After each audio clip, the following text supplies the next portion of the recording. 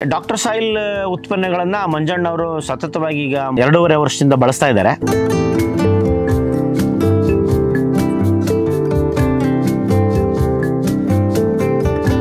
Soil carbon ಅಂತೀವಿ, organic carbon ಅಂತೀವಿ, ಸಾವಯವ ಇಂಗಾಲ ಹೆಚ್ಚಾಗ್ತಾ ಹೋಗುತ್ತೆ. ನೀರನ್ನ ಹಿಡಿದಿಟ್ಕೊಳ್ತಕ್ಕಂಥ ಶಕ್ತಿ ಹೆಚ್ಚಾಗುತ್ತೆ. ಆಮೇಲೆ ಈ ವೈಟ್ ರೂಟ್ಸ್ಗಳು ತುಂಬಾ ಚೆನ್ನಾಗಿ ಬೆಳೆಯುತ್ತೆ.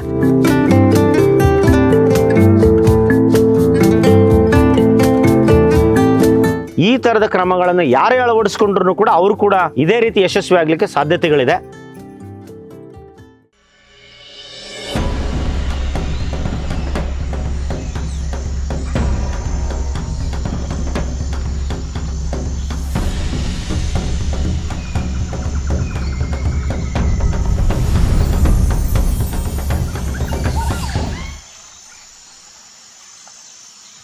ನಮಸ್ಕಾರ ಎಲ್ರಿಗೂ. ನಾನು ವಿಶ್ವನಾಥ್, ಶ್ರೀ ವಿಶ್ವಬಂಧು ಆರ್ಗ್ಯಾನಿಕ್ ಸೊಲ್ಯೂಷನ್ಸ್ ಚನ್ನಗಿರಿಯಿಂದ. ಇವತ್ತು ಚನ್ನಗಿರಿ ತಾಲೂಕು ಪಾಂಡಮಟ್ಟಿ ಗ್ರಾಮದ ಒಬ್ಬ ಯಶಸ್ವಿ ಕೃಷಿಕರು ಮತ್ತು ಸಾವಯವ ಕೃಷಿಯಲ್ಲಿ ತಮ್ಮದೇ ಆದಂಥ ಆಸಕ್ತಿಯನ್ನು ಹೊಂದಿ ಇದನ್ನು ಅತ್ಯಂತ ಜಾಗರೂಕತೆಯಿಂದ ಅದನ್ನು ಅಳವಡಿಸ್ಕೊಂಡು ಅವರು ಹೇಗೆ ಕೃಷಿ ಮಾಡ್ತಾ ಇದ್ದಾರೆ ಅಂತಕ್ಕಂಥ ಅಂದರೆ ಮಾದರಿ ಕೃಷಿಕರಾಗಿ ಅವರು ಹೊರಹೊಮ್ಮಿದ್ದಾರೆ. ನಮ್ಮ ಜೊತೆ ಸತತವಾಗಿ ಒಂದು 3.5 ವರ್ಷದಿಂದ ಸಂಪರ್ಕದಲ್ಲಿದ್ದಾರೆ.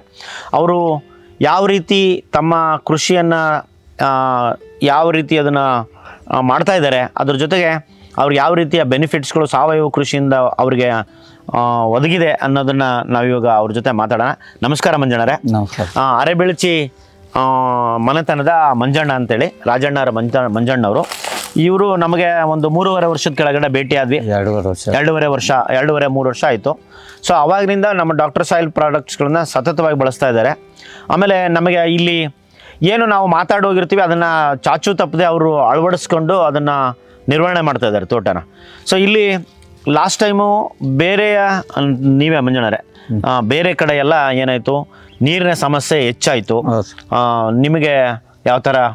ನಮಗೆ ನೀರಿನ ಸಂಪರ್ಕ ಏನು ಜಾಸ್ತಿ ಕೊರತೆ ಆಗಲಿಲ್ಲ ಸರ್. ಕೊರತೆ ಏನಾಗಿಲ್ಲ. ಇದ್ರಲ್ಲೇ ಮೇಂಟೈನ್ ಆಗಿದೆ. ಸೊ ಒಂದೊಂದು ಎಕರೆಗೆ 5 ಲಕ್ಷ 6 ಲಕ್ಷ ಖರ್ಚು ಮಾಡಿ ಟ್ಯಾಂಕರಿಂದ ಉಳಿಸಿ, ಆಮೇಲೆ ಬೋರ್ವೆಲ್ಗಳನ್ನು ಎಕ್ಸ್ಟ್ರಾ ಬೋರ್ವೆಲ್ಗಳನ್ನು ಕೊರೆಸಿ ನೀರನ್ನ ಸಪ್ಲೈ ಮಾಡ್ಕೊಂಡು ಲಾಸ್ಟ್ ಟೈಮ್ ತೊಂದರೆ ಒಳಪಟ್ಟಿದ್ದಾರೆ. ಬಟ್ ನಿಮ್ಗೇನು ಆ ಥರದ ತೊಂದರೆ ಆಗಿದೆ? ನಮಗೆ ಇಲ್ಲಿ ವಿಶೇಷವಾಗಿ ನಿಮ್ಮ ಜೊತೆಗೆ ಮಾತಾಡೋದು ಏನಂತಂದರೆ, ನೀವು ಸಾವಯವ ಕೃಷಿಯನ್ನು ಭಾಳಷ್ಟು ಚಾಚು ತಪ್ಪದೆ ಅಳವಡಿಸ್ಕೊಂಡು ಅದನ್ನು ಯಶಸ್ವಿಯಾಗಿ ನಿರ್ವಹಣೆ ಮಾಡ್ತಾ ಇದ್ದೀರಾ. ಸೊ ನಮಗಿಲ್ಲಿ ಭಾಳ ಖುಷಿಯಾಗಿರ್ತಕ್ಕಂಥ ವಿಷಯ ಏನು ಅಂತಂದರೆ, ಮೋಸ್ಟ್ ಇಂಪಾರ್ಟೆಂಟ್ ಅಂತಂದರೆ ನೀವು ಇಲ್ಲಿ ಬೀರಿರ್ತಕ್ಕಂಥ ಗರಿಗಳನ್ನು ತುಂಬ ಚೆನ್ನಾಗಿ ಇಡೀ ತೋಟದ ತುಂಬ ಒದಕೆ ಮಾಡಿಬಿಟ್ಟಿದ್ದೀರ. ಸೊ ಈಗ ಹೆಚ್ಚು ಕಡಿಮೆ ಇದನ್ನು ಎಷ್ಟು ಒಂದು 3 ವರ್ಷದಿಂದನೂ 3.5 ವರ್ಷದಿಂದ ಪಾಲನೆ ಮಾಡ್ತಾ ಇದ್ದೀರಾ. ಸೊ ಇದರಿಂದ ಏನು ಅಡ್ವಾಂಟೇಜ್ ಅಂತ ಹೇಳಿ ನೀವು ನನಗನ್ಸೋದು, ನಿಮಗೆ ನೀರಿನ ಬಳಕೆಯನ್ನು ಕಡಿಮೆ ಮಾಡಿದೆ ಅಲ್ವಾ? ಇದು ಏನಾಗುತ್ತೆ, ಇದು ವಾಟರ್ ರಿಟೆನ್ಷನ್ ಅಂತ ಕರಿತೀವಿ. ಅಂದರೆ ಈಗ ಮುಚ್ಚಿಗೆ ಅಂತೀವಿ. ಈ ಮುಚ್ಚಿಗೆನಲ್ಲಿ 2 ಥರ ಇರುತ್ತೆ, organic mulching and inorganic mulching ಅಂತೇಳಿ. ಈ ಆರ್ಗ್ಯಾನಿಕ್ ಮಲ್ಚಿಂಗಲ್ಲಿ ಇದು ಬರುತ್ತೆ.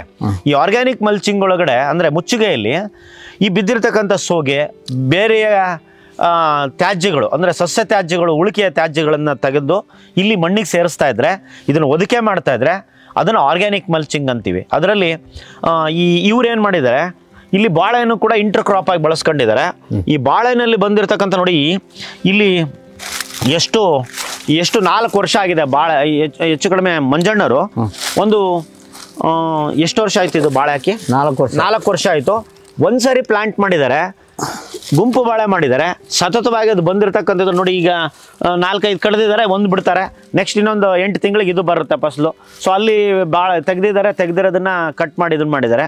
ಸೊ ಹೀಗೆ ಬಂದಿರತಕ್ಕಂಥದ್ದನ್ನು ಇಲ್ಲಿ ಕಟ್ ಮಾಡಿ ನೆಲಕ್ಕೆ ಒದಕೆ ಮಾಡೋದ್ರಿಂದ ಅದ್ಭುತವಾದಂಥ ತ್ಯಾಜ್ಯ ಸೃಷ್ಟಿಯಾಗಿದೆ. ಇದು ನೋಡಿ, ಇಲ್ಲಿ ನಾನೊಂದು ಮಂಜಣ್ಣರೇ, ನೀವು ಮಾಡಿರ್ತಕ್ಕಂಥ ಕೆಲಸ ಎಷ್ಟು ಚೆನ್ನಾಗಿ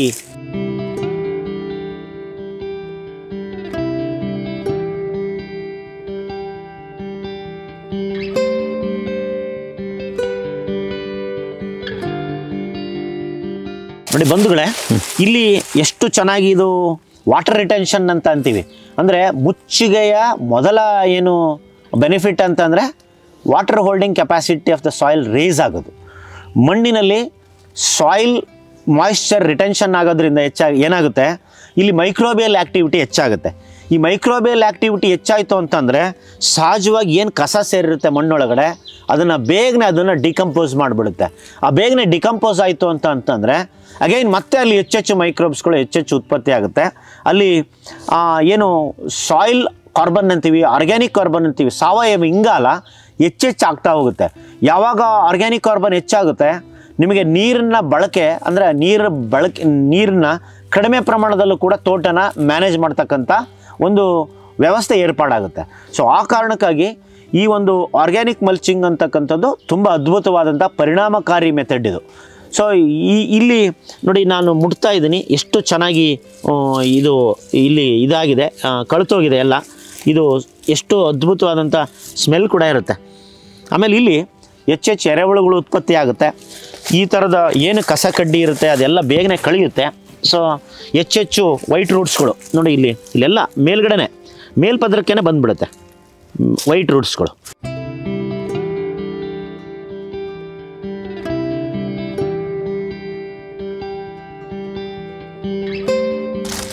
ಅದ್ಭುತವಾದಂಥ ಅಂದರೆ ಏನು ಮಣ್ಣಿಗೆ ಇರಬೇಕಾದಂಥ ಸೊಗಡು ಅಂತೀವಿ ಅದು ಅದ್ಭುತವಾಗಿ ಇಲ್ಲಿರುತ್ತೆ. ಸೊ ಇಂಥ ಕಡೆ ಸೊ ಇವ್ರಿಗೆ ಇಲ್ಲಿ ಈ ರೀತಿಯ ವಾತಾವರಣ ಸೃಷ್ಟಿಯಾಗಿರೋದ್ರಿಂದ ನೀರನ್ನ ಹಿಡಿದಿಟ್ಕೊಳ್ತಕ್ಕಂಥ ಶಕ್ತಿ ಹೆಚ್ಚಾಗುತ್ತೆ. ಆಮೇಲೆ ಈ ವೈಟ್ ರೂಟ್ಸ್ಗಳು ತುಂಬ ಚೆನ್ನಾಗಿ ಬೆಳೆಯುತ್ತೆ. ಈ ವೈಟ್ ರೂಟ್ಸ್ಗಳು ಸಂಖ್ಯೆ ಜಾಸ್ತಿ ಆಯಿತು ಅಂತಂದರೆ ಲೀಫ್ ಅಂದರೆ ಎಲೆಯ ಏನು ಚಾಚ್ಕೊಂಡು ಬರೋದು ಕೂಡ ಜಾಸ್ತಿ ಆಗುತ್ತೆ. ರೂಟ್ ಮಾಸ್ ಅಂತೇವೆ, ಅದು ಲೀಫ್ ಮಾಸ್ಗೆ ಈಕ್ವಲ್ ಆಗಿರುತ್ತೆ. ಅಂದರೆ ಎಷ್ಟು ದೂರ ಬೆಳೆಯುತ್ತೋ ಅಷ್ಟು ದೂರ ಗರಿಗಳು ಕೂಡ ಬೆಳೆದು ಚಾಚ್ಕೊಂಡು ಬೆಳೆಯುತ್ತೆ. ಇದರಿಂದ ಏನಾಗುತ್ತೆ, ಅಬ್ಸಾರ್ಪ್ಷನ್ ಆಫ್ ನ್ಯೂಟ್ರಿಯೆಂಟ್ಸ್ಗಳು ಜಾಸ್ತಿ ಆಗೋದ್ರಿಂದ ಗಿಡದ ಆಯುಷ್ ಜಾಸ್ತಿ ಆಗುತ್ತೆ. ಗಿಡಕ್ಕೆ ನ್ಯೂಟ್ರಿಯೆಂಟ್ಸ್ಗಳನ್ನು ತೆಗೆದುಕೊಳ್ತಕ್ಕಂಥ ಶಕ್ತಿ ಹೆಚ್ಚಾಗುತ್ತೆ. ಆವಾಗ ಇಳುವರಿನೂ ಕೂಡ ಹೆಚ್ಚಾಗ್ತಾ ಹೋಗುತ್ತೆ. ಸೊ ಆ ಕಾರಣಕ್ಕೆ ಇವರು ಮಾಡಿರ್ತಕ್ಕಂಥ ಏನು ಹಿಂದೆ 3 ವರ್ಷದ ಕೆಳಗಡೆ ತೆಗೆದುಕೊಂಡಿರ್ತಕ್ಕಂಥ ಕ್ರಮ ಇವರಿಗೆ ಸತತವಾದಂಥ ಒಂದು ಮೈಲೇಜನ್ನು ಕೊಡ್ತಾ ಇದೆ. ಏನದು ನೀವು ಇಳುವರಿನಲ್ಲಿರ್ಬೋದು ನೋಡಿ. ಅಂಥ last year we have seen almost ಒಂದು 40% 45% ತನಕ ಕಡಿಮೆ ಆಗಿರ್ತಕ್ಕಂಥ ಇಳುವರಿನ ಒಟ್ಟಾರೆ ಇಡೀ ಚನ್ನಗಿರಿ ತಾಲೂಕಿನಲ್ಲೇ ನಾವು ಅಬ್ಸರ್ವ್ ಮಾಡ್ತಾ ಇದ್ರೆ 40ರಿಂದ 45% ಇಳುವರಿ ಕಡಿಮೆ ಆಯಿತು ಅಲ್ಲ ಮಂಜುಳಾರೆ? ಹೌದು, ಬೇರೆ ತೋಟಗಳಿಗೆ. ಬಟ್ ನಿಮ್ಮದು ಇಲ್ಲ ಸರ್, ನಮ್ದೇನು ಇಳುವರಿ ಬರೋ ಅಂತ ಬಂತು. ಈ ವರ್ಷ ಹೆಂಗೆ ಬಂತು. ಸೊ ಇದೇ ನೋಡಿ ದೊಡ್ಡ ಅಡ್ವಾಂಟೇಜ್. ನೀವು ವರ್ಷ ಎಲ್ಲರದು 40% ಕಡಿಮೆ ಆದಾಗ ನಿಮ್ದು ಬರೋ ಅಷ್ಟೇ ಬಂದರೆ ನಿಮ್ಮ 40% ರೇಸ್ ಆದಂಗೆ ಇಳುವರಿ. ಸೊ ಏನು ಇದಕ್ಕೆ ನಾನು ಕಾರಣ ಅಂತ ಅನ್ನೋದಲ್ಲ, ಅವ್ರು ತೆಗೆದುಕೊಂಡಿರ್ತಕ್ಕಂಥ ಆ ಕ್ರಮಗಳು ಕಾರಣ ಆಗಿದೆ ಅಂತ ನಂದು ಬಲವಾದ ನಂಬಿಕೆ. ಈ ಥರದ ಕ್ರಮಗಳನ್ನು ಯಾರೇ ಅಳವಡಿಸ್ಕೊಂಡ್ರೂ ಕೂಡ ಅವರು ಕೂಡ ಇದೇ ರೀತಿ ಯಶಸ್ವಿ ಆಗಲಿಕ್ಕೆ ಸಾಧ್ಯತೆಗಳಿದೆ. ಸೊ ಇದು ಒಂದು ಏನದು ಇನಾರ್ಗ್ಯಾನಿಕ್ ಮಲ್ಚಿಂಗ್ಸ್ ಕೂಡ ಬರುತ್ತೆ. ಇನಾರ್ಗ್ಯಾನಿಕ್ ಮಲ್ಚಿಂಗ್ಸ್ಗಳಲ್ಲಿ ನೀವು ಪ್ಲಾಸ್ಟಿಕ್ ಹೊದಿಕೆಯನ್ನು ಹಾಕ್ಬೋದು, ಅಥವಾ ಮಣ್ಣನ್ನು ಬೇರೆ ಕಡೆಯಿಂದ ಮಣ್ಣು ತೆಗೆದುಕೊಂಡು ಬಂದು ಸಣ್ಣ ಲೇಯರ್ನ ಹಾಕಿದ್ರಿಂದ ಸೊ ಅದರಲ್ಲಿ ಏನಂತಂದರೆ ವೀಡ್ ಅಂದರೆ ನಿಮಗೆ ಕಳೆ ಬೆಳೆಯೋದು ಕಡಿಮೆ ಆಗುತ್ತೆ. ಇಲ್ಲೂ ತುಂಬ ಕಡಿಮೆ ಆಗುತ್ತೆ.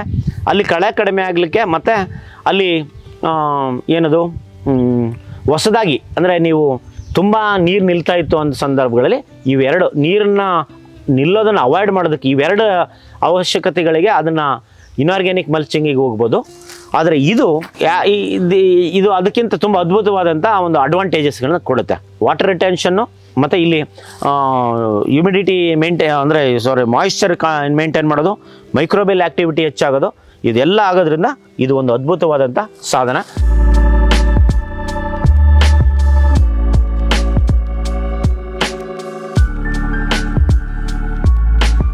ನೀವು ಈ ಒಂದು ಪದ್ಧತಿನ ಅಳವಡಿಸ್ಕೊಂಡ ಮೇಲೆ ನೀವು ಹೊರಗಡೆ ಗೊಬ್ಬರ ತಂದು ಹಾಕೋದು ಕಡಿಮೆ ಆಗಿದೆ? ಕಡಿಮೆ ಸರ್, 2 ವರ್ಷಕ್ಕಿಂತ ಹಾಕಿಲ್ಲ ಸರ್. ಏನು ದನದ ಗೊಬ್ಬರ ಹಾಕಿಲ್ಲ. ಸೊ ನೋಡಿ ಏನಾಗುತ್ತೆ, ಇಲ್ಲೇನೇ ವಿಪರೀತ ಗೊಬ್ಬರ ರೆಡಿ ಆಗ್ತಾ ಇರೋದ್ರಿಂದ, ನಿಮ್ಮ ತೋಟದಲ್ಲೇ ಗೊಬ್ಬರ ರೆಡಿ ಆಗ್ತಾ ಇರೋದ್ರಿಂದ ನೀವು ಹೊರಗಡೆಯ ಗೊಬ್ಬರ ಬೇಕು ಅಂತ ಅನ್ಸಲ್ಲ. ಸೊ ನಮಗೆ ಇದು ಒಂದು ನೋಡಿ, ಅದು ಎಷ್ಟು ಉಳಿತಾಯ ಆಗುತ್ತೆ ಅಂತಂದ್ರೆ ಅದು ಕೂಡ ಉಳಿತಾಯನೇ. ಅದ್ರ ಜೊತೆಗೆ ಇದ್ರಿಗೆ ಫಸಲ್ ಬರ್ತಾ ಇದೆಯಾ? ಬಾಳೆ ಬರ್ತೈತೆ. ಎಷ್ಟು ಬರುತ್ತೆ ನಿಮ್ಗೆ ಹಂಗ ಅಂದಾಜು? 60-70 ಸಾವಿರ ಸರ್ ವರ್ಷ ಒಂದು ಎಕರೆನಲ್ಲಿ. ನೋಡಿ 60-70 ಸಾವಿರ ಒಂದು ಎಕರೆನಲ್ಲಿ ರೇಟ್ ಇದ್ದಂಗೆ ಮಿನಿಮಮ್ ಒಂದು 50,000ನೇ ಕಟ್ಟ. ನಿಮಗೇನು ಎಷ್ಟು ಗೊಬ್ಬರ ಬರುತ್ತೆ? ಒಂದು 50,000 ಗೊಬ್ಬರ ಬರ್ಬೋದಾ? ಬರುತ್ತೆ. ಒಂದು 50,000 ಗೊಬ್ಬರ ಅಂತ ಸಿಗುತ್ತೆ, ಒಂದು 50,000 ಫಸಲ್ ಬರುತ್ತೆ. ಸೊ ಸಾಕಲ್ವಾ? 1 ಲಕ್ಷ ಇದರಲ್ಲಿ ಹೆಚ್ಚುವರಿ ಆದಾಯನ ನೀವು ಆಮೇಲೆ ಕಡಿಮೆ ಗಿಡಗಳನ್ನ 550 ಗಿಡಗಳಿರ್ತಕ್ಕಂಥ ಈ ಒಂದು 1.25 ಎಕರೆನಲ್ಲಿ 1 ಎಕರೆನಲ್ಲಿ ಇಷ್ಟು ಗಿಡಗಳನ್ನು ಕುಂದಿರಿಸ್ಕೊಂಡು 1 ಲಕ್ಷ ಅದರಲ್ಲಿ ಇಳುವರಿ ತೆಗಿತಿದ್ದಾರೆ, ಮತ್ತೆ ಉಳಿದದನ್ನು ಅಡಿಕೆನಲ್ಲಿ ತೆಗಿತಾರೆ. ಸೊ ಇದು ಒಂದು ದೊಡ್ಡ ಅಡ್ವಾಂಟೇಜ್. ಸೊ ಇದು ಯಾರಿಗಾದ್ರೂ ಕೂಡ ಒಂದು ಅಳವಡಿಸ್ಕೊಳ್ಳಿಕ್ಕೆ ಸಾಧ್ಯತೆ ಇರತಕ್ಕಂಥ ಒಂದು ಕ್ರಮವನ್ನು ನೀವು ಇದನ್ನು ಮಾಡಿದಾರ, ಏನು ಅಳವಡಿಸ್ಕೊಂಡಿದ್ದೀರಾ. ಹೀಗೆ ಡಾಕ್ಟರ್ ಸಾಯಿಲ್ ಉತ್ಪನ್ನಗಳನ್ನು ಮಂಜಣ್ಣವರು ಸತತವಾಗಿ ಈಗ 2.5 ವರ್ಷದಿಂದ ಬಳಸ್ತಾ ಇದ್ದಾರೆ. ಸೊ ಅದು ಹೇಗೆ ಇವರಿಗೆ ಪೂರಕವಾಗಿ ಇವರ ಏನು ಸಾವಯವ ಕೃಷಿ ಮಾಡಬೇಕು ಅಂತಕ್ಕಂಥ ಒಂದು ಅವರ ಆಸಕ್ತಿಗೆ ಪೂರಕವಾಗಿ ಕೆಲಸ ಮಾಡುತ್ತೆ ಅಂತಂದರೆ, ಈಗೇನು ಅದು ಡಾಕ್ಟರ್ ಸಾಯಿಲ್ ಕಂಟೆಂಟ್ ಅದು ಏನಿರುತ್ತೆ, ಮೈಕ್ರೋಬಿಯಲ್ ಕನ್ಸೋರ್ಷಿಯಾ, ಅದು ಪೊಟ್ಯಾಶ್ ಮೊಬಿಲೈಸಿಂಗ್ ಬ್ಯಾಕ್ಟೀರಿಯಾ, ಫಾಸ್ಫೇಟ್ ಸಾಲ್ಬಲೈಸರು ಮತ್ತು ಬೇರೆ ಬೇರೆಯ ಮೈಕ್ರೋಬ್ಸ್ಗಳು ಅದರದ್ದು ಮಿಶ್ರಣ ಇರೋದ್ರಿಂದ ಅವುಗಳೇನು ಮಾಡುತ್ತೆ, ತಂದೆ ಆದಂತೆ ತನ್ನ ಕೆಲಸ ಮಾಡ್ತಾ ಹೋಗುತ್ತೆ. ಸೊ ಅದರಲ್ಲಿ ಈವನ್ ಈ ಡಿಕಂಪೋಸಿಂಗ್ ಏಜೆಂಟ್ ಕೂಡ ಇರುತ್ತೆ.